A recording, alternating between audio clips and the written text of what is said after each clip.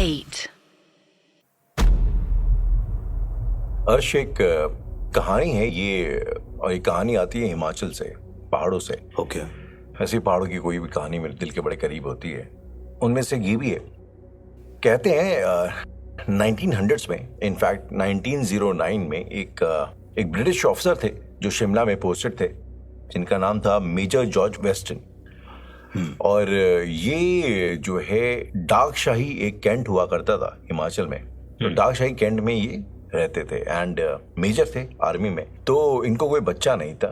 Indian तांत्रिक से भी एक हेल्प लेते हैं, ऑकल्ट मास्टर। हाँ। ऑकल्ट मास्टर से, एंड इवेंचुअली जो है इनकी वाइफ प्रेग्नेंट हो जाती है। बस शायद तो जो तांत्रिक था वो कुछ गलत सलत कुछ करता है इनकी वाइफ के साथ, और इनकी वाइफ 8वें महीने में ही, वो बच्चे प्रेगनेंसी में ही उनकी डेथ हो जाती है, मर जाती है। अब ये उनके जो हस्बैंड थे वेस्टर्न मेजर साहब, ये अपनी वाइफ के लिए उसकी याद में एक बड़ा खूबसूरत सा ग्रेव बनाते हैं, ठीक, एक कब्र बनाते हैं अपनी वाइफ की। और फिर इवेंचुअली पता लगता है कि जो उनकी वाइफ थी मेरी की आत्मा उस कब्र के आसपास टहलने लग जाती है, और लोगों का ऐसा मानना हो जाता है कि वो उन औरतों की मदद करती हैं जो औरतें मां नहीं बन सकती। ये खबर फैलती है और आहिस्ता आहिस्ता करके लोग आते हैं वहां पे, भीड़ ज्यादा बढ़ती है, और लोग कहते हैं कि अगर वो उनकी कब्र में से जो कब्र का मार्बल है उसको तोड़ करके ले जाए तो शायद उन घर में बरकत होगी, औलाद होगी। एग्जैक्टली, वो माँ बन जाएंगी। वो माँ बन जाएंगी। तो इस चक्कर में कई लोग उनकी कब्र को नुकसान पहुंचाना शुरू करते हैं। बाद में कहते हैं इवेंचुअली मेरी की जो आत्मा थी वो लोगों को, अपनी कब्र को बचाने के लिए लोगों को वहां से भगाने लगी, डराने लगी। और ये सिलसिला जो है बदस्तूर आज भी जारी है। जो भी वहां पे जाने की कोशिश करता है, उनकी ग्रेव को ढूंढने की कोशिश करता है, कहते हैं कि वो उन्हें भटकाती है और मारती भी है इनफैक्ट। और मारती भी है। ओके। आप जिस जगह की बात कर रहे हैं राहुल, वो जगह है Dagshai graveyard. Dagshai graveyard, exactly. Punjab की one of the most haunted place. Okay. अगर आप सर्च करेंगे पंजाब के टॉप हॉन्टेड प्लेसेस के बारे में तो आपको दागशाही ग्रेवयार्ड का नाम सबसे पहले आएगा। लोग कहते हैं वहां कुछ नहीं है, बहुत सारे लोग ऐसे कहते हैं। मैं आज भी उस घटना को याद करता हूं तो सोचता हूं कि शायद कैसे बच गया मैं, कैसे उस जगह से बाहर निकल कर आया, मुझे नहीं समझ में आया। राहुल, एक बार आप ये सोचकर देखो कि मैंने आपको इतनी चीजें बताई, शायद मैं इतनी सारी चीजों से बाहर निकला हूं, तो ठीक है, मेरे पास कुछ है, मैं बाहर निकला हूं, किसी का आशीर्वाद है। जरा सोचिए मेरे साथ मेरे ही जैसे 2 और पैरानॉर्मल एक्सपर्ट थे। ओके। पर हम लोग उस दागशाही ग्रेवयार्ड से बाहर नहीं निकल पाए। आप दागशाही ग्रेवयार्ड को एक्सप्लोर कर चुके हैं?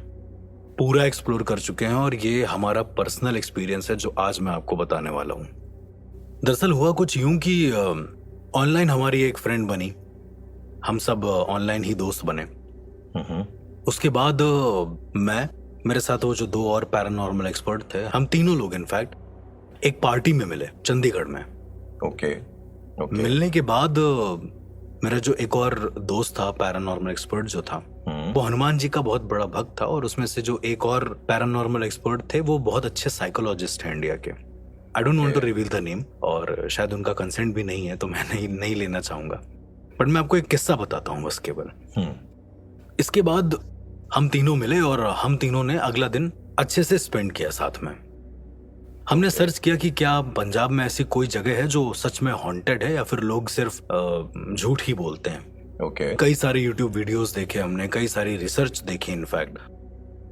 तो पता चला कि दागशाही ग्रेवयार्ड में मेम की कब्र है। मेम की, हाँ, इंग्लिश मैम। एग्जैक्टली, मेम की कब्र है, ऐसा लोग बोलते हैं। ओके। और उस कब्र को रात में कोई भी ढूंढ नहीं पाता है। जो भी ढूंढता है दिन में ढूंढता है। जो भी उस मेम की कब्र पे जाता है वो दिन में जा पाता है, वो रात को नहीं जा पाता है। ओके। ओके।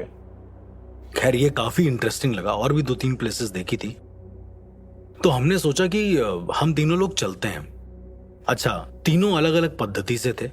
चूंकि मैं अघोर पंथ से हूं तो मेरे गुरु अलग हैं, और जो एक और पैरानॉर्मल एक्सपर्ट थे वो हनुमान जी के बहुत बड़े भक्त थे, तो उनकी पद्धति बिल्कुल अलग है। और जो तीसरे थे वो अलग साधक हैं, वो साउथ से हैं। ओके। और अच्छे पैरानॉर्मल एक्सपर्ट हैं वो। ओके। तो हम तीनों ने अपने अपने आप को अलग अलग तरीके से प्रोटेक्ट किया उस रात निकलने से पहले। हम लोगों ने पूरी तैयारी कर ली कि कैसे निकलना है, क्या क्या सामान रखना है, गंगा जल सहित हर एक चीज, जितनी भी जरूरी चीजें होती हैं, हम पूरे सेफ्टी मेजर्स के साथ निकले।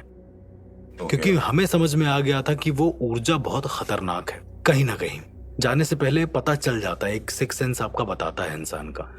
खैर हम लोग निकले तो आधे रास्ते पहुंचे भी। शिमला हिमाचल हाईवे के आसपास पड़ता है, चंडीगढ़ से हम लोग शिमला की ओर जा रहे थे। ओके। राहुल, आधे रास्ते में हमें पता चलता है कि हम जो टॉर्च है हमारी, लॉन्ग लेंथ की जो टॉर्च होती है, और जो गंगा जल है वो घर पे छोड़ा है। गाड़ी वापस घूमती है और हम लोग वापस आ रहे होते हैं। इसी बीच में जो दूसरे पैरानॉर्मल एक्सपर्ट हैं, जो हनुमान जी के भक्त थे, उनके पिताजी का कॉल आता है। वो भी बहुत अच्छे साधक हैं। वो कहते हैं कि चुपचाप से घर आओ, जहां जा रहे हो वहां मत जाना। उनके फादर बोलते हैं। आउट ऑफ नोवेयर, वो कुरुक्षेत्र में थे, उनको नहीं पता कि हम लोग कहाँ जा रहे हैं। खैर हम लोगों ने उनकी बात को अनसुना करा। हम लोग घर आए, टॉर्च ली, गंगा जल लिया और फिर से वापस से चले गए। दाक्षाही ग्रेवयार्ड का मैप खोला। ओके। और उस मैप के जरिए, पहाड़ों के जरिए हम लोग जाते चले गए। और वो जो मेरा एक और पैरानॉर्मल वाले दोस्त थे, जिनको, जो हनुमान जी के बहुत बड़े भक्त थे जी, उनकी कार से हम लोग गए थे।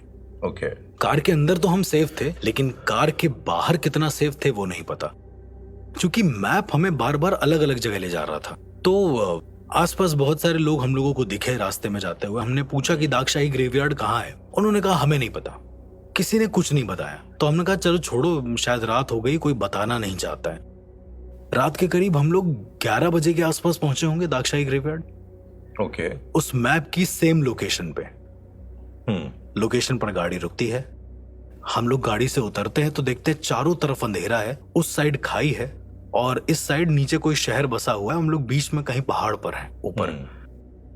ये होने के बाद ग्रेवयार्ड तो कहीं नहीं दिख रहा था। ग्रेवयार्ड का मतलब ग्रेव है बहुत सारी। जी, कब्रिस्तान। हाँ, पर एक सकरी सी गली थी। हमने कहा शायद इस गली में हो, तो हम लोग उस गली में पैदल गए और वहां जाकर हमने देखा माता मदानन का मंदिर। माता कौन? ये भी एक बहुत अच्छी डीटी होती है, बहुत ज्यादा पूजा होती है इनके पहाड़ों साइड में, और बहुत ज्यादा तंत्र के मामले में अधिष्ठात्री देवी तो नहीं है, लेकिन एक तरीके से उन्हीं की तरह मानी गई हैं। ओके। खैर हमने उस मंदिर में आगे सर झुकाया और हम लोग वापस आए तो देखा कार का टायर पंचर था। किसने किया, क्या हुआ पता नहीं। द मोमेंट जहां पर ग्रेवयार्ड की लोकेशन दिखा रहा था राहुल, वहां पर सुलभ बना हुआ था। वहां पर एक शौचालय बना हुआ था जो आधा टूटा था बीच से। ओके। तो हम लोगों ने सोचा कि बीच से जो रास्ता गया है साइड से, सुलभ के साइड से, वो शायद ग्रेवयार्ड की तरफ गया है पहाड़ों के जरिए। तो हम लोग थोड़ा पैदल तक निकले, लेकिन वहां पर भी हमें कुछ नहीं लगा। मेरे साथ वाले दोनों पैरानॉर्मल एक्सपर्ट को ऐसा लगता है कि उनके कान को कोई छू कर गया है। हवा का झोंकी की जैसे? मतलब नहीं, उनके कान को किसी लेडी ने छुआ है जिसके हाथ गीले हैं। जिसके हाथ गीले हैं? एग्जैक्टली, उनको ऐसा लगा। खैर मुझे तो नहीं महसूस हुआ। उसके बाद फिर हम लोग गाड़ी में वापस बैठे। गाड़ी की स्कूटनी वगैरह, प्रॉपर टायर वगैरह सब कुछ हम लोगों ने चेंज किया। गाड़ी आगे चली। राहुल, सकरा सा प्लेस था। पहाड़ों पे आप जानते हैं कैसे कितना ही स्पेस होता है। तो उस साइड खाई थी, इस साइड पहाड़ था और बीच में हमारी गाड़ी चल रही थी। रास्ता राउंड शेप में था, तो हम लोग ऊपर की तरफ जा रहे थे। ओके। बात करते हुए जा रहे थे, कोई रास्ता मिल नहीं रहा था। तो अचानक से मैंने देखा कि मेरे बगल में, मतलब एक साइड पहाड़ थे और दूसरे साइड में एक सरदार जी हैं जो मिलिट्री की ड्रेस में है। वो प्रॉपर मिलिट्री की ड्रेस में थे और अपना बाइक से जा रहे थे एक तरफ। हमने कहा इनसे पूछ ले क्या एक बार। खैर वो गाड़ी से आगे निकल गए। ओके। मैंने शीशा खोला, मैंने सोचा आवाज लगाएं, फिर मैंने कहा छोड़ते हैं, अब तो आगे निकल गए, अब क्या आवाज लगाते हैं। उन सरदार जी का चेहरा मुझे अच्छे से याद था। गाड़ी आगे जाती है और एक तिराहे पर जाकर रुक जाती है। तिराहे पर एक स्मारक बनी थी उसी सरदार जी की। आपको कैसे पता है उसी सरदार जी? मुझे चेहरा अच्छे से याद है। मुझे अभी भी बताते हुए रोंगटे खड़े हो रहे हैं कि वो मेरे बगल से निकले थे ठीक। और गौर करने पर हमें पता चला कि हमारी गाड़ी खुद इतनी बड़ी थी कि कोई भी इंसान हमारे बगल से नहीं निकल सकता था, एल्स वो खाई में गिर जाता। और मेरे बगल में खाई से चलते हुए हम लोगों के सामने गए थे वो, और उन्हीं की स्मारक बनी हुई थी और लिखा था कि सावधान, आगे खतरा है। ओके। वो कैंट एरिया था पूरा पूरा एक तरीके से, देगशाही कैंट। दागशाही कैंट। एग्जैक्टली। खैर हमें लगा कि कहीं ना कहीं वो हमें चिता रहे हैं, कहीं ना कहीं वो हमें मदद कर रहे हैं, बता रहे हैं। ओके। लेकिन चीजें यहां थमी नहीं। हम लोग आगे गए राहुल, और अचानक से एक रास्ता आता है जहां पर एक पुल था। थोड़ा सा टूटा पुल था, आसपास कुछ पेड़ थे। हम और हमारे दोस्त, मतलब मैं पीछे बैठा था, बाकी 2 पैरानॉर्मल एक्सपर्ट आगे बैठे थे। वो गाड़ी चला रहे हैं और गाड़ी चलाते ही जा रहे हैं राहुल। उस राउंड शेप के पहाड़ में वो कंटिन्यू गाड़ी चला रहा है, लेकिन बार बार एक ही जगह हम लोग पहुंच रहे हैं, उसी सेम पुल पर। ओके। सेम पुल पर जहां पर एक इंसान अपनी भेड़ को चरा रहा है।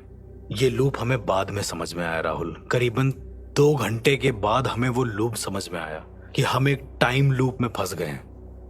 और ये टाइम लूप बहुत ही ज्यादा खतरनाक था, मैं आपको डिस्क्राइब भी नहीं कर सकता। राहुल जरा सोचो, गाड़ी चल रही है, अगर हम लोग गाड़ी रोक रहे हैं तो उसी पुल पर पहुंच रहे हैं। तो बार बार हमें लग रहा था कि हम लोग घूम फिर कर यहाँ आ कैसे रहे हैं। खैर हमने गाड़ी से उतरकर एक निशान बनाया पेड़ पर कि यार ये निशान हमें सही सही बता देगा। राहुल आप विश्वास मानोगे, मैं आज भी उस मंजर को भूलता नहीं हूँ।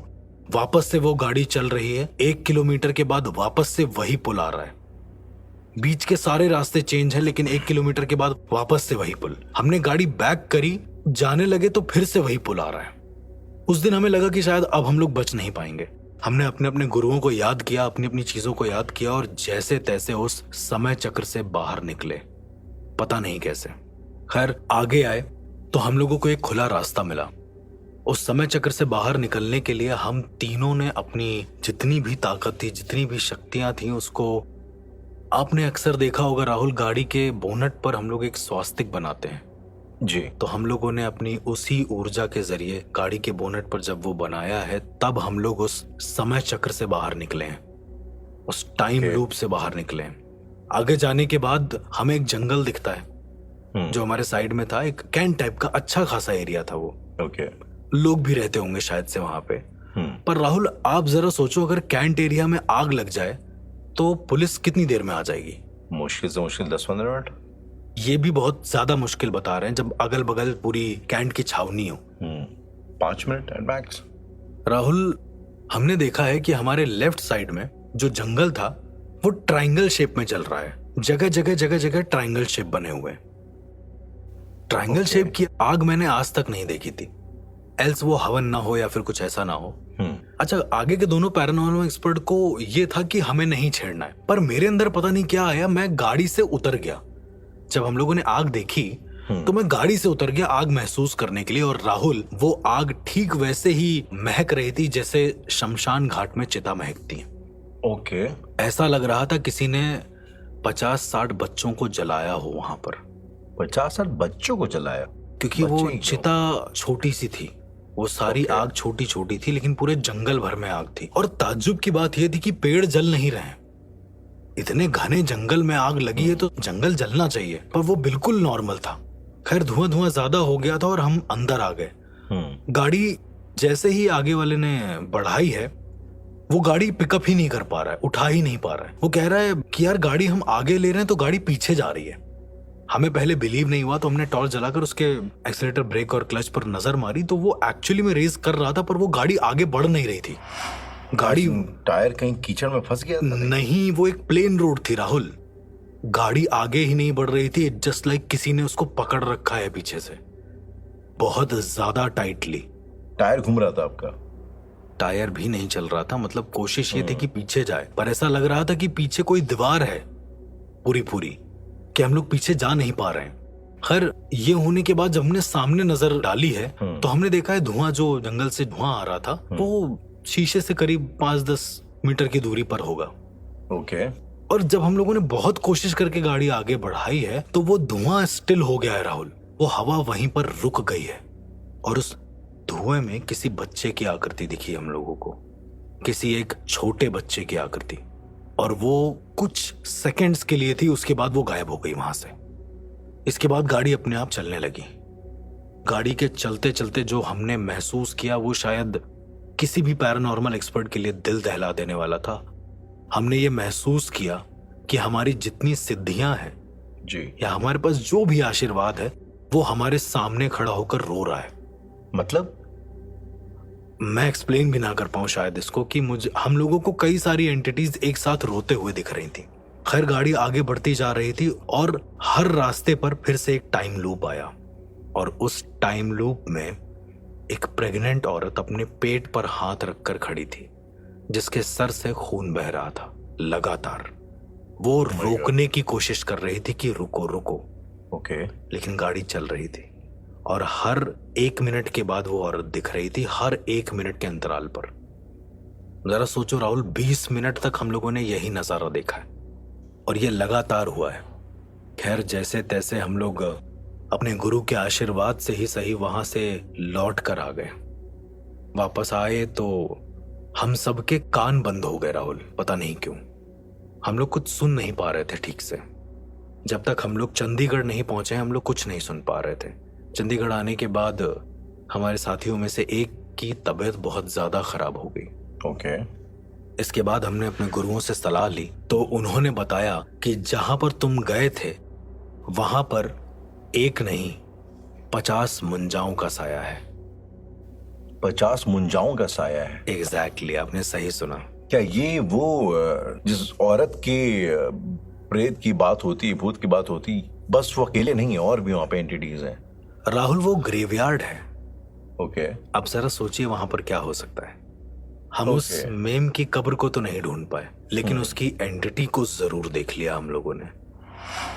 वो जो प्रेग्नेंट औरत थी जो आपको रोक रही थी? एग्जैक्टली, वो उसी की तरह दिख रही थी जैसा रेफरेंस नेट पर दिया गया है। और ये था मेरा एक दागशाही ग्रेवयार्ड का एक्सपीरियंस जो भुलाए नहीं भूलता है राहुल। राहुल, इसके साथ ही साथ एक और किस्सा है जहां पर मैं भी नहीं समझ पाया था कि मैं कितनी आत्माओं से लड़ रहा हूं। ऐसा भी केस था मेरा जहां की आत्माओं ने कुछ पल के लिए मुझे भी पजेस कर लिया था, जहां मैं आज भी जाने से घबराता हूं। एक हॉन्टेड स्कूल।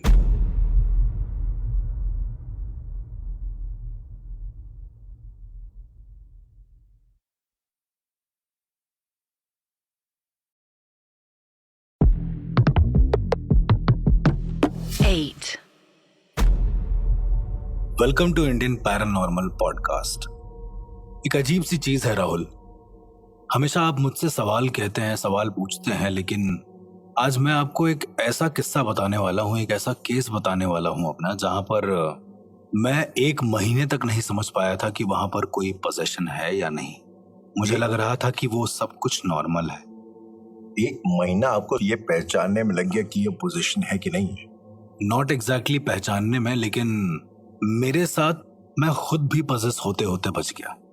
ओके। ये केस है ऊंचाहार के कुछ किलोमीटर आगे एक जगह है, वहां के एक स्कूल की कहानी है। ऊंचाहार जो कि प्रतापगढ़ के पास? जी एग्जैक्टली। तो दरअसल मैं पहले फ्रीलांसिंग में वर्क किया करता था। इवेंट मैनेजमेंट का काम भी मैं देखता था पहले। पैरानॉर्मल और इवेंट मैनेजमेंट, लाइफ काफी डाइवर्स है आपकी। बहुत ज्यादा अजीब है, ये तो कंफर्म है। तो हुआ ये कि एक स्कूल का हमें काम मिला। करीबन 1 महीने के लिए उस स्कूल में हमें रुकना था। मैं उस स्कूल का नाम नहीं लूंगा। उसके बाद हम उस स्कूल गए। मैं, एक कोरियोग्राफर था वो, और उसके साथ उसका असिस्टेंट। हम 3 लोग उस जगह गए। ये बात कितने साल पुरानी होगी? ये बात है 2015 की। हम लोग वहां गए और वहां के प्रिंसिपल से और बाकी लोगों से, जो वहां का ऑर्गेनाइजर था, हम लोगों ने उनसे बात करी और प्रॉपर इवेंट की बात हुई कि 1 महीने बाद एक एनुअल फंक्शन का इवेंट है जिसको हमें करना है। Okay. राहुल, जब हम लोग उस स्कूल के अंदर गए तो वहां का जो गार्ड था वो ये कह रहा था कि यहाँ पर प्रिंसिपल नहीं है। मैं लगा कि ऐसे स्कूल में अगर बुलाया गया है तो शायद प्रिंसिपल होंगे, और उसके 5 मिनट बाद वो प्रिंसिपल बाहर से आते हमें दिखे। उन्होंने कहा कि चलिए हम बात करते हैं। थोड़ी देर बात हुई और सारी चीजों के बाद उन्होंने उसी दिन हमें डन कर दिया, बिना कुछ सोचे समझे, हमारी शर्तों पर। मतलब हम लोगों ने करीब 2-3 लाख के आसपास का बजट दिया उनको और उतने में उन्होंने डन कर दिया बिना कुछ सोचे समझे। और उन्होंने कहा कि आप लोग यहीं रुकिएगा, लेकिन उस पूरे 1 महीने के दौरान, बिकॉज माइट भी कुछ बहुत अगर दिक्कत आ जाए, क्योंकि अप डाउन कौन करेगा इतना। हम लोग वहीं रुके। हमें एक कमरा दिया गया। ओके। वो कमरा एक छोटा सा कमरा था। अब दिक्कत ये थी कि वो गांव साइड का थोड़ा एरिया था, तो वहां पर लाइट नहीं आती थी, तो सूरज की रोशनी में जितना काम चला सकते थे चला लेते थे। तो एक कमरा मिला था जहां पर अभी अभी एक नया पेंट हुआ है। एक बल्ब लगा था उस कमरे में और इसके अलावा वॉशरूम थोड़ा सा गंदा था, तो हमने बोला उसको साफ करने को। खैर हम तीनों उसी एक रूम में एक बेड पर सोते थे। एक दिन बीता, 2 दिन बीता। दूसरे दिन जब सुबह फ्रेश होने एक जो कोरियोग्राफर था वो गया, तो वो बहुत तेज चिल्लाकर बाहर आया। ओके। उसने बोला पानी में से खून आ रहा है। अच्छा। मैं बिल्कुल शॉक हो गया कि यार ये बोल क्या रहा है, ये कहीं यहाँ कुछ पैरानॉर्मल तो नहीं। मुझे पहले दिन लगा, मैंने सारी चीजें करके देख लिया राहुल, वहां पर कुछ भी पैरानॉर्मल नहीं था, सब कुछ नॉर्मल था। अर्श, आपके साथ जब भी इस किस्म की हरकत होती है तो आपका क्या पहला एक रिएक्शन ये नहीं होता कि क्या शायद तुम्हारा ये हेलुसिनेशन हो सकता है? क्योंकि मेरा या किसी और इंसान का तो शायद पहला रिएक्शन ही यही हो। एग्जैक्टली। मैं भी तुमको वहम हुआ है। मैं उस इंसान को बैठाल कर उसके जो भाव थे उसको चेक कर रहा था, और उससे ये पता चला कि वो एक्चुअल में डरा है, वो अच्छा। हेलुसिनेशन तो नहीं है। लेकिन जब मैंने अपनी विद्या के जरिए इसको पता करा तो वहां पर कुछ भी ऐसा पैरानॉर्मल नहीं था। खैर ओके। उसके अलावा फिर ये कोरियोग्राफर जाने लगा, अपना सिखाने लगा सारी चीजें। उस स्कूल में जो डांस रूम था उनका, वो बहुत बड़ा था और एक रेक्टेंगल शेप में बना हुआ था। ओके। आमतौर पर डांस रूम नहीं बने होते ऐसे, और रेक्टेंगल शेप के बाहर पूरा कांच लगा हुआ था, मतलब आप अंदर देख सकते थे कि क्या सिखाया जा रहा है। और इसके बाद रात को करीब 8 बजे के आसपास हम लोग फ्री हो जाते थे, हम लोग यूं ही टहलने लगते थे। वहां पर ज्यादा कुछ था नहीं ऐसा देखने के लिए। उस दिन रात को मैं अकेले निकला बाहर। मैंने सोचा कि थोड़ा स्कूल एक्सप्लोर करते हैं, उसके कैंपस को एक्सप्लोर करते हैं।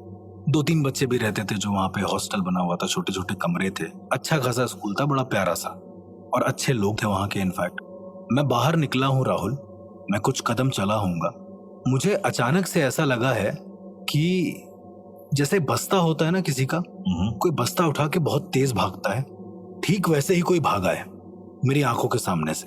मुझे लगा है, अगेन ये हेलुसिनेट हुआ है मुझे। इसके बाद मैं उसको इग्नोर करके आगे जाता हूँ। गार्ड से थोड़ा बातचीत कर रहा था, तो गार्ड से मैंने पूछा कि मतलब आप कब से हैं यहाँ पे? तो उसने कहा उससे आपको कोई मतलब नहीं होना चाहिए। मतलब उसने इतना इंटरेस्ट दिखाया नहीं और ज्यादा बात करी नहीं। मैं फिर वापस आने लगा। राहुल, आप विश्वास मानेंगे, जब मैं वापस आ रहा था जो मेरी नजरों के सामने नजारा था वो मैं एक्सप्लेन नहीं कर पाऊंगा, क्योंकि मैंने देखा कि स्कूल की यूनिफॉर्म पहने 2 बच्चे मेरे सामने जो स्कूल की बिल्डिंग थी उससे नीचे कूद गए हैं। ओके। मेरे ही सामने, और वो दोनों नीचे कूदे हैं, उसके बाद उठे हैं और भाग गए वहां से। कितनी ऊंची इमारत थी उस बिल्डिंग की? करीब 5 माले की। तो बच्चे 5 माले से नीचे कूदे, गिरे, नीचे कूदे, गिरे, खड़े हुए वापस खड़े चले हुए गए। और वापस चले गए एकदम नंब होकर। ओके। मैं जितनी देर में पीछे जाता वहां पर कोई नहीं था राहुल। मैंने पीछे मुड़कर देखा तो दूसरी बिल्डिंग पर भी सेम यही हो रहा था। 2 बच्चे खड़े, कूदे और वहां से चले गए। ये हेलुसिनेशन हो ही नहीं सकता था, क्योंकि मैंने नजर बंद कर रखा था खुद को पूरी तरीके से, जिससे किसी भी तरह का हेलुसिनेशन मेरे ऊपर काम ना करता। इसके बाद मैं अंदर गया और मैं लेट गया जाकर। लाइट नहीं आ रही थी तो, और बगल में जंगल था, तो बहुत अजीब अजीब सी आवाजें आ रही थी। ओके। करीब 3 बजे होंगे रात के राहुल। मैंने सुना कि कोई रो रहा है।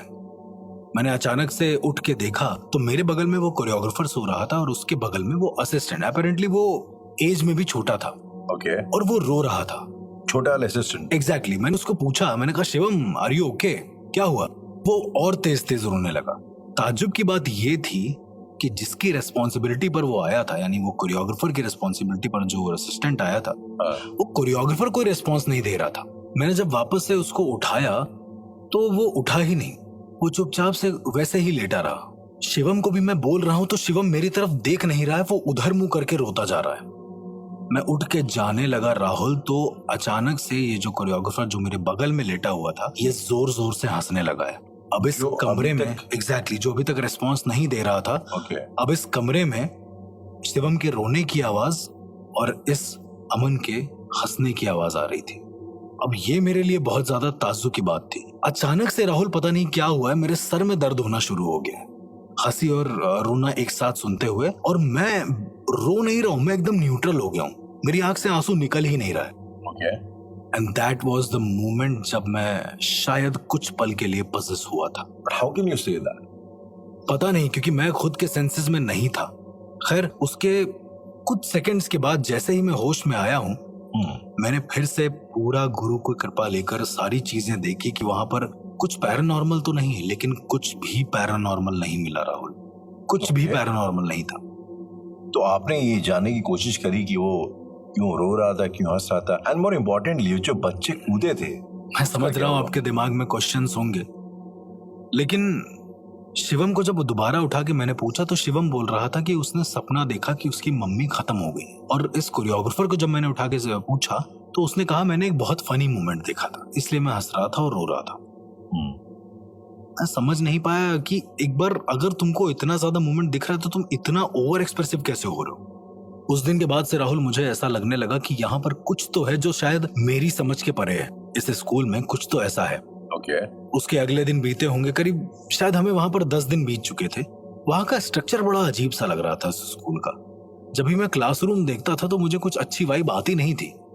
खैर ये सब होने के बाद करीब 15 दिन बीत चुके होंगे, और 15 दिन बीतने के बाद राहुल मेरे साथ वो हुआ जो मैंने कभी सोचा नहीं था। 15 दिन बीतने के बाद अचानक से किसी ने एक बार रात को करीब 9 बजे के आसपास दरवाजा खटखटाया। हमने दरवाजा खोला तो एक स्कूल में रहने वाला, वही हॉस्टल में रहने वाला कोई बच्चा आया। वो कहता है कि सर वहां पर 2 लोग बेहोश पड़े हैं। उसने इशारा किया। मैंने पूछा कौन, तो उसने बोला स्कूल के ही 2 बच्चे हैं, चलिए जल्दी से उठाते हैं उनको। हम लोग अपना खाना वाना छोड़कर सीधा उनके पीछे चलने लगे बहुत स्पीड में। और जैसे ही हम वहां पहुंचे हैं हमने देखा है वहां पर कोई बच्चे नहीं थे। हमने उससे पूछा कि आखिर वो बच्चे कहाँ गए। वो केवल नम आंखों से नीचे की तरफ देखता ही जा रहा था। हमने जब उस तरफ मतलब एक कॉर्नर की तरफ देख रहा था। मैंने बोला है उसको कि क्या हो गया है, बोलो सौरभ तुम ठीक हो, तो वो हमारी तरफ देख के हंसने लगा और फिर बेहोश हो गया। सौरभ यस, वो जो बच्चा था। उसके बाद वो उठा नहीं। अब धीरे धीरे हम लोगों को और ज्यादा डर लगने लगा था। ये पहली बार ऐसा हो रहा था कि मैं पैरानॉर्मल एंटिटीज को पहचान नहीं पा रहा था। 20वां दिन एनुअल फंक्शन पास आने को था। उस दिन वहां पे मेस में एक इंसान काम करता था। उसने हमें पहली बार मेस बुलाया खाने के लिए। वैसे तो वो खाना दे जाता था, लेकिन इस बार उसने मेस बुलाया। आप 3 लोग? हाँ, हम तीनों गए मेस में खाने के लिए। तो खाना काफी टेस्टी था, काफी अच्छा था। बट जब हम लोग हाथ धुलने गए ना तो राहुल एक अजीब सी महक आ रही थी, ऐसा जैसे पानी में से? हाँ, पानी में से कुछ अजीब सी महक आ रही थी, जैसे बहुत टाइम से कुछ रखा हो और सड़ गया हो। लेकिन वहां की मेस एकदम क्लियर थी। बट मेस की जो दीवारें थी थोड़ी सी मतलब काली थी। तो मैंने पूछा कि यहाँ पेंट वगैरह क्यों नहीं करा रहे हैं आप लोग। तो मेस के उस बंदे ने बोला कि हम ऐसे ही खाते हैं। इसके बाद शायद 25वां दिन होगा राहुल, हमने ये नोटिस किया कि रात के करीब 2:30 बजे के आसपास हमारे बेड के चारों कोनों की तरफ 4 बिल्लियां बैठी हैं और वो रो रही हैं। ये उस रात पहली बार मैंने नोटिस किया। बिल्कुल। और हम तीनों ने ये चीज उठ के देखी तो वो बिल्लियां वहीं रो रही थी, बहुत जोर जोर से, लगातार रोती जा रही थी। हम लोगों ने भगाने की कोशिश करी पर वो भागी नहीं। वो रोती रही वहां पर बैठ के और सो गई। मैंने भी बोल दिया कि इतना देखो मत, बस चुपचाप से सो जाओ। लेकिन राहुल जरा सोचो, बिल्लियों का चारों कोनों पर बैठना, क्या कभी ऐसा आपने देखा है? नॉट रियली, नेवर, कभी नहीं। एग्जैक्टली यही चीज हमारे साथ हुई। इस दिन के बाद से मुझे ये लग रहा था कि अब मुझे यहाँ के बारे में पता लगाना ही है। खैर एनुअल फंक्शन निपट गया। उसके अगले दिन हमें वहां से निकलना था राहुल। उस दिन रात में हम लोग काफी देर तक रुके, एक गार्ड भी बैठे रहे, नए गार्ड आए। मैंने उनसे पूछा, मैंने कहा कि आप यहाँ पे कब से हो? उसने बोला कि मैं पहले आता था, अब यहाँ पर अभी आया हूँ केवल एनुअल फंक्शन अटेंड करने के लिए। जितनी देर में मैं कुछ पूछता राहुल, उतनी देर में मैंने देखा बाहर स्कूल के गेट पर एक बच्चा खड़ा हुआ है, गेट के ऊपर। हाँ, और वो नॉर्मल सी स्काई ब्लू कलर की ड्रेस पहने हुए, कोई लंबी सी गाउन टाइप का जैसा होता है वैसा। और वो जोर से गेट हिलाकर भागता है और इतनी देर में एक कार से उसका एक्सीडेंट हो जाता है। ये सब मुझे ऐसे विजुअलाइज हो रहा था, उसको दिख रहा था। मैंने उसको बोला कि भाई वहां पर देखो क्या हुआ। तो उस गार्ड ने बोला कि अरे यहाँ पर ये चीजें होती रहती हैं, इतना परेशान होने की जरूरत नहीं है। अच्छा। मैंने कहा कि यार एक स्कूल में है फिलहाल हम लोग, और आप कह रहे हो कि यहाँ पर ये सब चीजें होती रहती हैं। स्कूल में तकरीबन कितने बच्चे पढ़ते होंगे आपके अंदाजे से? 3000 समथिंग। ओके, और वो मतलब हॉस्टल में थे या वो जाते थे घर? डे कुछ हॉस्टल में रहते थे और कुछ जाते थे। हॉस्टल था मतलब वहाँ पे? एग्जैक्टली, छोटा सा हॉस्टल था। ये होने के बाद जब सुबह होने वाली थी, 4 बजने वाले थे, मैंने उस गार्ड को पूछा कि यार मतलब यहाँ पे स्टार्टिंग से ही स्कूल था क्या? द मोमेंट मैंने उसको पूछा है, उसने मेरी तरफ बहुत गुस्से से देखा है और देखने के बाद वो गार्ड उठा है, अपने सर पर बहुत जोर से हाथ मारा है और गेट खोलकर बाहर चला गया है। अपने सर पर? पता नहीं वो क्या करना चाह रहा था। ओके। इतनी देर में एक गार्ड और थे जो अंदर थे, वो आए। वो मुझसे पूछते हैं आप इतनी रात को बाहर क्या कर रहे हैं? मैंने कहा वो गार्ड बैठा था, मैं उससे बात कर रहा था, जो पुराना गार्ड था। तो उसने कहा कि वो पुराना गार्ड तो कब का मर गया। मैं थोड़ी देर के लिए शॉक में था। मेरे सामने फिर से राहुल वही 2 बच्चे आए, छत से कूदे और उठे और चले गए। मैं इस बार उनका पीछा नहीं करना चाहता था। मैंने इस बार इन गार्ड से, काफी बुढ़े थे, मैंने इनसे पूछा कि इस स्कूल की कहानी क्या है। राहुल जो उन्होंने बोला है वो सुनकर मेरे रोंगटे खड़े हो गए। उन्होंने कहा कि इस जगह पर एक हॉस्पिटल हुआ करता था जो रातों रात शॉर्ट सर्किट की वजह से जल गया और यहाँ पर जितने भी पेशेंट थे बहुत बुरी तरीके से जल गए, मारे गए, अलॉन्ग विद डॉक्टर और सारे लोग। क्या बात कर रहे हैं आप? बिल्कुल। जब मैंने पूछा कि वो जो डांस रूम है वो क्या था, तो उसने कहा कि वो लाशों को रखने की जगह थी। सैनिटोरियम? एग्जैक्टली। और मैंने जब अपने रूम के बारे में पूछा तो उसने कहा कि वो पोस्टमार्टम हाउस था जहां पर आप रह रहे हैं। बहुत ही इंटेंसिटी के साथ उसने बताया। मुझे लगा कि ये झूठ बोल रहा है। उसने कहा कि अभी आप जब जाएंगे तो अपने बेड पर चढ़कर ऊपर वाले खाने में देखिएगा क्या है। मेरी हिम्मत तो नहीं हो रही थी राहुल, लेकिन मैं गया। मैंने देखा तो वहां पर फर्स्ट एड बॉक्स और जितने भी कटिंग टूल्स थे वो सारे के सारे वहां पर रखे हुए थे। ये देखने के बाद मुझे यकीन हो गया कि ये जगह बहुत वक्त से हॉन्टेड है। जब मैंने उससे जगह पूछा कि कितना वक्त से ये सब है, तो उसने बोला कि करीबन 50 साल हो गए हैं ये जगह ऐसे ही है और आने वाले सारे लोगों को ऐसे ही दिखती है। खैर वो रात कैसे भी करके निकली। अगले दिन हमें जाना था। हमने अपनी पेमेंट इकट्ठा करी और स्कूल के ड्राइवर हमें छोड़ने जा रहे थे। तो स्कूल के ड्राइवर की गाड़ी में बैठे और वहां से जाने लगे। राहुल, जब हमने पीछे मुड़कर देखा है तो हमने देखा है कि कई सारे पेशेंट खड़े थे हमें सी ऑफ करने के लिए। ऐसा हेलुसिनेट नहीं हो रहा था क्योंकि ये हम तीनों को दिख रहा था। वो सिर्फ सी ऑफ करने के लिए खड़े थे और सबका चेहरा जला हुआ था राहुल। लाइन से जला हुआ था। तो अर्श, क्या थी उस स्कूल की बैक स्टोरी? तो दरअसल किसी ने वहां पर खुन्नस में आकर शॉर्ट सर्किट कर दिया होगा, जिसकी वजह से पूरे हॉस्पिटल में सिलेंडर में आग लगने से, जो नॉर्मल सिलेंडर्स होते हैं, पूरे हॉस्पिटल में आग लग गई। अच्छा, वो लोग रातों रात मर गए क्योंकि गांवों के लोग थे तो किसी ने ज्यादा कुछ वो नहीं करा। जो वहां का ओनर था वो बाहर रहता था। वो आया, थोड़ा पॉलिटिकली स्ट्रांग भी था, तो उसने इस खबर को कहीं फैलाया नहीं और इसको छुपाने के लिए उसने एक स्कूल बना दिया और तब से ये ऐसे ही है। तो आप कहना चाह रहे हैं कि वो जो पूरा स्कूल है, वो पूरा स्कूल पोजेस्ड है? वो पूरी जगह पोजेस है राहुल।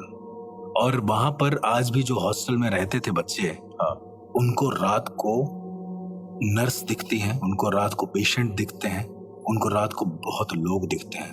अब उनको शायद यूज्ड टू हो गया या फिर वो उनके बस में हो गए, ये नहीं पता। लेकिन कुछ तो है ऐसा वहां पर जिसे शायद एक साधक भी पहचान ना पाए। तो ये चीज आइडेंटिफाई करने में आपको 25-30 दिन लग गया। मैंने वही आपको बोला राहुल कि ये कुछ ऐसा था जो शायद मैं भी पहचान नहीं पा रहा था, कुछ ऐसा जो समय के भी परे था। मैं बार बार उस पर अपनी चीजें आजमाने की कोशिश कर रहा था, लेकिन शायद वहां पर इतनी सारी एंटिटीज थी, जितने लोग मरे होंगे वो ये चाहते ही नहीं होंगे कि मुझे उस दिन पता चले जिस दिन मुझे आना है वहां पर। और आप देखिए, जिस दिन मैं जा रहा था सबने मुझे अपना रूप दिखाया। तो शायद वो यही चाहते होंगे कि जिस दिन हम जाएं, क्योंकि हमने किसी को भी छेड़ा नहीं था। हमें बस वो सिनेरियोज दिख रहे थे जो वहां पर हुए थे, क्योंकि ऐसा कहा जाता है कि स्कूल बनने के बाद वहां पर हादसे होने शुरू हो गए थे। बच्चे अपनी नस काटने लगे, कोई 2 बच्चे स्कूल की छत पर चढ़कर कूद जाते थे। मुझे बार बार वही सिनेरियो दिखता था राहुल, इसलिए मैं हॉस्पिटल तक पहुंच ही नहीं पाया, क्योंकि वहां पर एक नहीं हजारों जाने गई हैं, हजारों जाने। तो ये केस था मेरा एक ऐसे हॉन्टेड हॉस्पिटल का जहां पर एक स्कूल है अब, और जहां पर शायद अब मैं दोबारा जाना तो बिल्कुल पसंद नहीं करूंगा। गलतियां शायद इंसान से ही होती हैं राहुल। कुछ गलतियां हम भी कर देते हैं अनजाने में, पर यही गलतियां अगर जानबूझकर बार बार करने लगे तो इसके परिणाम बहुत बुरे हो सकते हैं, जैसे पोजीशन, खुद की याददाश्त का खो जाना या मौत के बाद भी अनंत काल तक भटकना।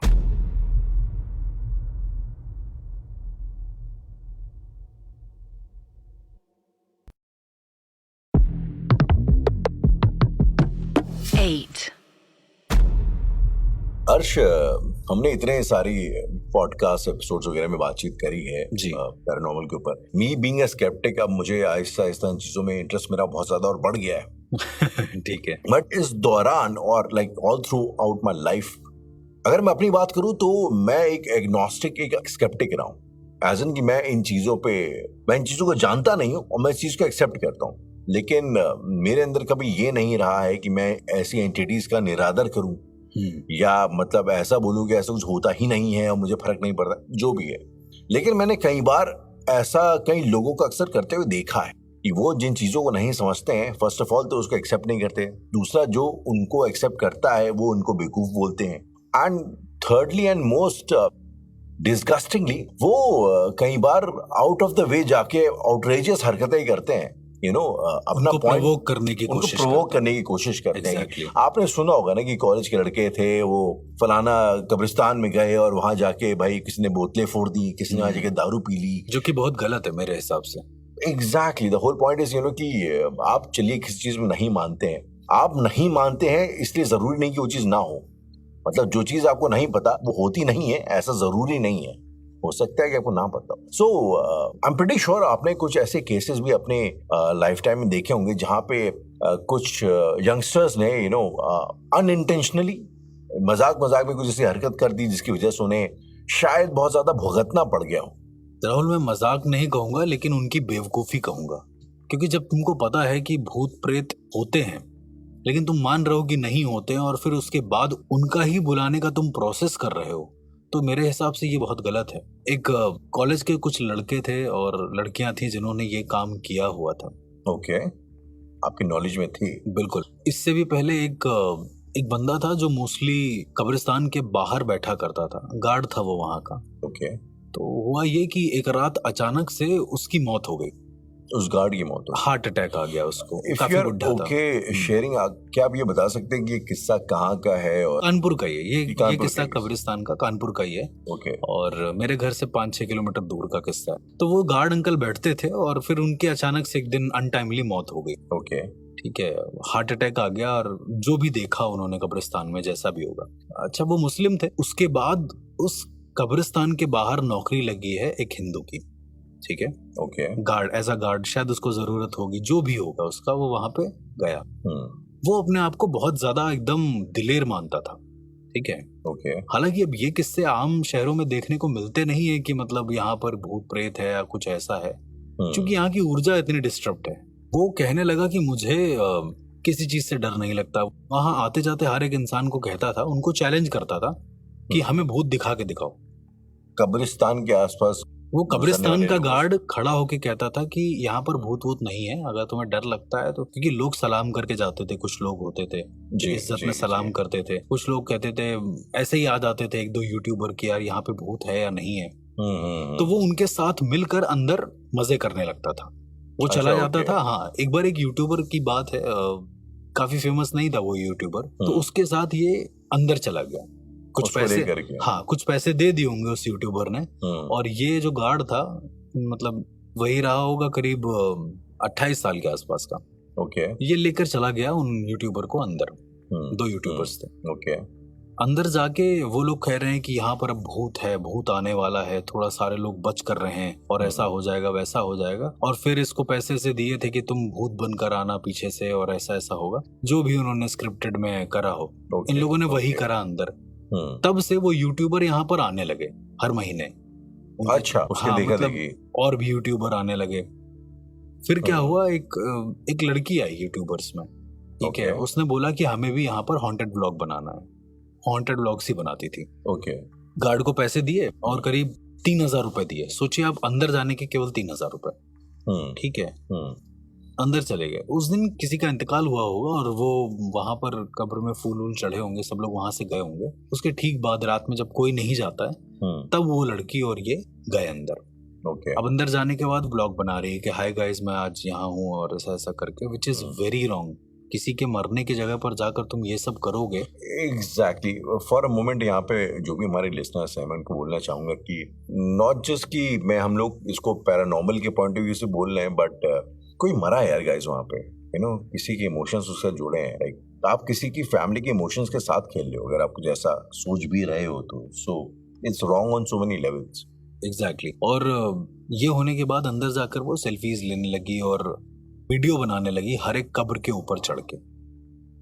चप्पल भी नहीं उतारी इसने, चढ़ करके। एग्जैक्टली।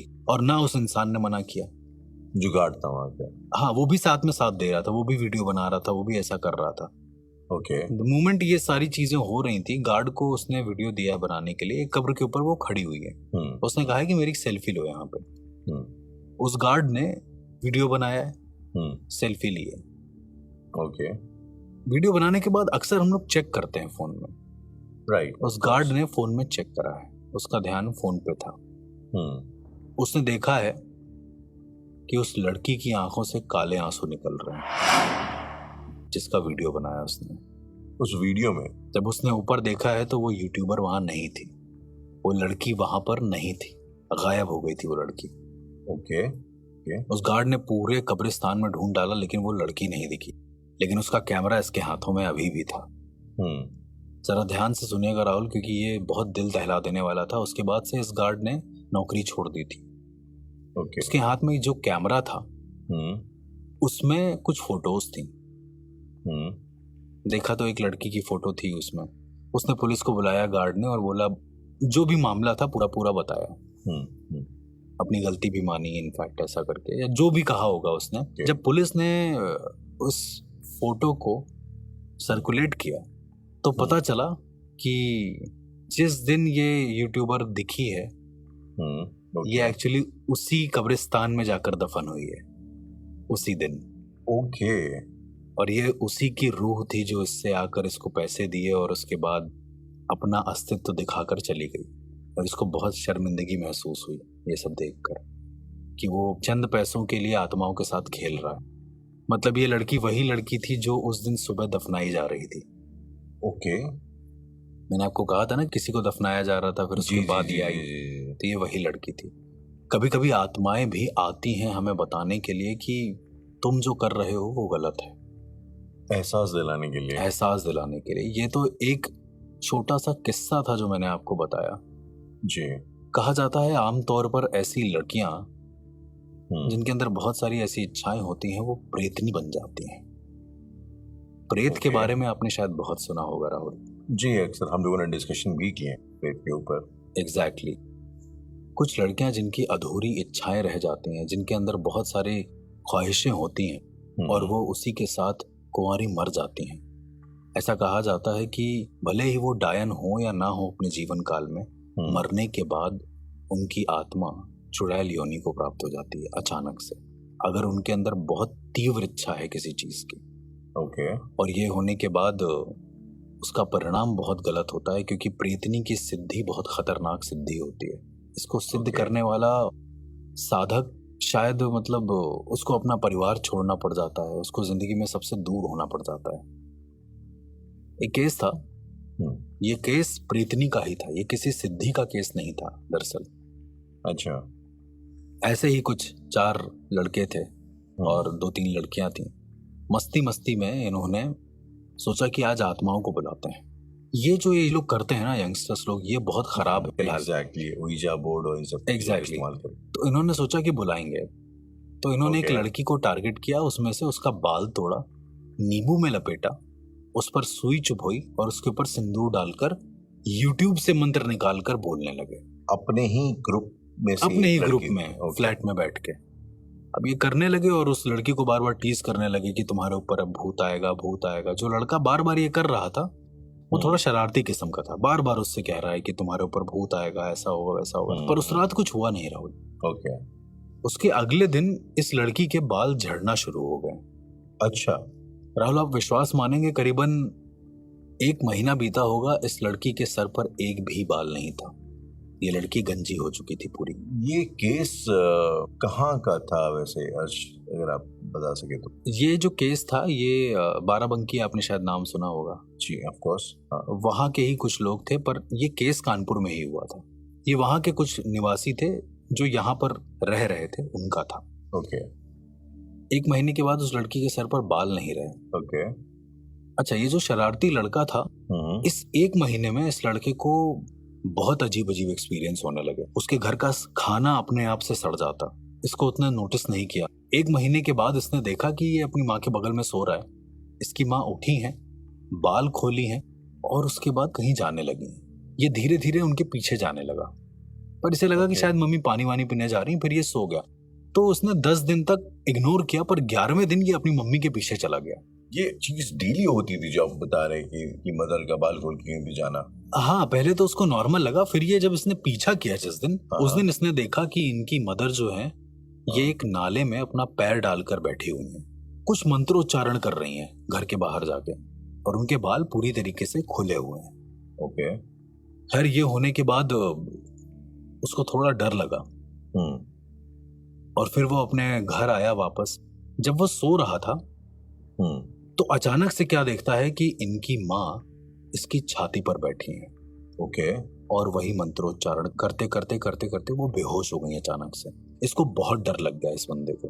इसने सोचा इसकी माँ बीमार है या फिर कुछ ऐसा है, तो इसने पंडितों को बुलवाया, अपने पापा को बुला के ऐसा कुछ करके, और उन पंडित ने, उस तांत्रिक ने अपने पैसे, चंद रुपए के लिए इनकी माँ को ठीक तो कर दिया, लेकिन किसी बड़ी एंटिटी का सहारा लेकर। इसकी माँ को हुआ क्या था? दरअसल में इनकी माँ को कुछ नहीं हुआ था, वो सिर्फ हेलुसिनेशन हो रहा था इस लड़के को, क्योंकि उसने पहले वो उल्टा सीधा प्रोसीजर कर रखा था, तो इनकी माँ को कुछ नहीं कर रहा था। एग्जैक्टली, बट इसने हेलुसिनेशन के चक्कर में किसी तांत्रिक को बुलाया और अपनी माँ के ऊपर ये सब करवा दिया कि मतलब सही कर दो। लेकिन उस तांत्रिक ने पैसे के ऐंठने के लिए किसी बड़ी स्पिरिट को लगा दिया उनकी माँ के पीछे, ताकि वो हर महीने उनके पास आता रहे। ओके, इलाज कराने के बहाने। एग्जैक्टली, उनकी माँ के ऊपर लगाया है, वो तो तांत्रिक के बस में है ही है, वो तो जब चाहे तब सही कर सकता है। बिल्कुल। अब इसके बाद हादसे होने शुरू हो गए उस लड़की के साथ। उस लड़की को एक लेडी दिखने लगी जो पूरी तरीके से न्यूड है, उनके गले में एक माला है, बाल खुले हैं और आधा शरीर ऐसे बेंड है, और वो कुछ मंत्रोच्चारण कर रहा है और उसके मुंह से खून निकल रहा है। हाँ, ऐसी कोई लेडी, उनको लेडी फिगर दिखने लगा उस लड़की को दिखने लगा। एग्जैक्टली। 5 दिन बीते होंगे, वो लड़की खुद पजेस हो गई, और यही सेम प्रोसीजर वो अपने घर की छत पर हर रोज करती थी। रात को फुल न्यूड हो जाती थी और मुंह से खून की उल्टी करती थी, हाफ बेंड होकर। फिर उसको प्रॉपर दिखवाया गया, तब पता चला कि एक चुड़ैल का साया है उसके ऊपर, एक चुड़ैल ने उसको पजेस कर रखा है। और एक बाबा से पता करने पर यह पता चला कि किसी ने प्रेतनी की सिद्धि कर रखी है इसके ऊपर। तो ये प्रेतनी की सिद्धि जो इन लोगों ने जो घर के अंदर मजाक किया था नींबू के ऊपर बाल बांध करके, तो ये प्रेत सिद्धि वहां से हुई थी? दरअसल हम कभी कभी ऐसी चीजें कर देते हैं जो हमें खुद नहीं पता होता कि क्या ये सच में साधना है या कुछ और। और इन्होंने जो मंत्रोच्चारण यूट्यूब वगैरह से निकाला होगा, कहीं ना कहीं वो सिद्ध हो गया। तो इनकी नजर में तो चुड़ैल थी कि चुड़ैल है ऐसा वैसा, बट अननोइंगली इन्होंने एक प्रेतनी को सिद्ध कर लिया था। सो ये लोग अवेयर नहीं थे उस चीज को लेके, ऐसा कुछ हुआ? बिल्कुल भी नहीं। फिर जब वो बाबा ने बताया है कि वो एक प्रेतनी है जो अब तुम्हारे पास से जाएगी नहीं, क्योंकि वो मंत्रोच्चारण कर रही है, यानी कि वो तुम्हारे शरीर में रहना चाहती है। उसने तुम्हारे शरीर को अपना घर बना लिया, एक मॉर्टल शरीर उसे मिल गया है। तो बस फिर यही सब हुआ, और फिर वो बाबा है, उन्होंने एक बहुत बड़ा तांत्रिक प्रोसीजर करा, जिसके चलते उस लड़की को कई सारे दुख झेलने पड़े। वो लड़की अपने हाथ में कई बार पिन चुभो लेती थी, ये देखने के लिए कि उसके शरीर में खून है या नहीं है। उसको ऐसा लगता था कि उसके शरीर से खून चला गया है हमेशा के लिए। फिर उन बाबा ने एट द एंड उस लड़की को बचाया जैसे तैसे, और वो लड़की जब ठीक हुई तब से इन लोगों ने माफी मांग लिया कि भाई हम अब से किसी भी प्रोसीजर को नहीं करने की कोशिश करेंगे, इस किस्म के कोई पैरानॉर्मल मजाक नहीं करेंगे किसी। मैं सबसे यही कहता हूँ कि कभी भी YouTube पर बताए गए तरीकों से या किसी भी ऐसे उलझुल तरीकों को अपनाने की जरूरत नहीं है। उनको उनकी दुनिया में रहने दो, यहाँ मत बोलो।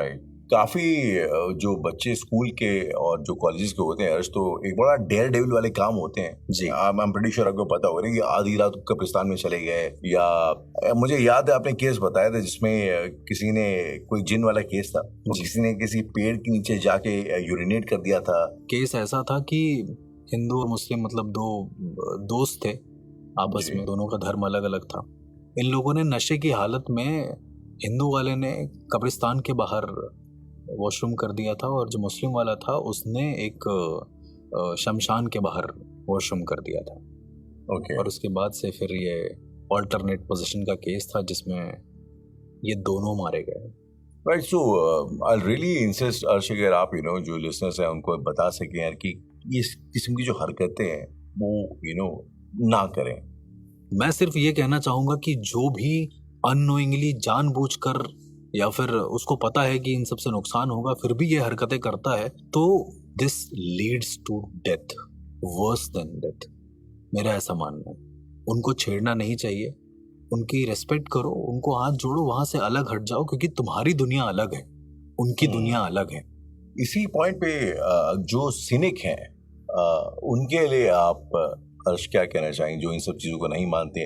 अक्सर क्योंकि ऐसे लोग मैंने देखा बड़े सिनिकल होते हैं and they don't believe in that, तो उन्हें लगता है कि मजाक उड़ाना एक एक तरीका है आप लोगों का ध्यान आकर्षित करने के लिए। So are you okay if somebody is a scenic?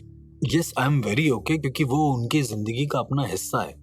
Right, It's okay. लेकिन ये होना आपको ये शायद हक नहीं देता कि आप अगले का मजाक उड़ाएं। First of all, Exactly. जो चीज आपको समझ में नहीं आती आप पर्पसली जाकर वहां पे चीजों को प्रोवोक करें।